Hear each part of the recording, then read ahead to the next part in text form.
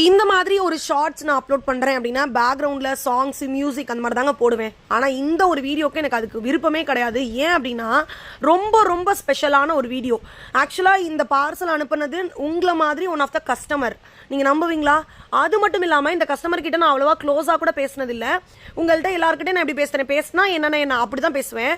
3 இயர்ஸாக ஒரு கூட பிறந்த ஒரு அண்ணனுக்கோ இல்லை தாய் மாம சீரு இல்லை அத்தை சீரு செய்வாங்க பார்த்தீங்களா, அந்த மாதிரி ஒரு நாத்தனார் சீர் செய்வாங்களா, அந்த மாதிரி செஞ்சுக்கிட்டு இருக்காங்க 3 வருஷமாவே சாருக்கு ட்ரெஸ்ஸு, எனக்கு ட்ரெஸ்ஸு, குழந்தைங்களுக்கு ட்ரெஸ்ஸு, கிஃப்ட்ஸ் இந்த மாதிரி அனுப்பிச்சுக்கிட்டே இருக்காங்க.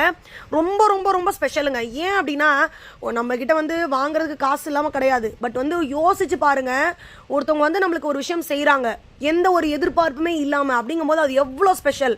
ஆக்சுவலாக நம்ம கூட இருக்கிறவங்க கூட பார்த்தீங்கன்னா நம்ம எப்போ ஏதாவது ஆகும், எப்போ இவங்க நல்லா இருக்காங்களே அப்படின்னு சொல்லிட்டு பொறாமப்பட்டு நம்ம முதுகில் குத்துறவங்க தான் நிறைய பேர் இருக்காங்க நம்மளை சுற்றி.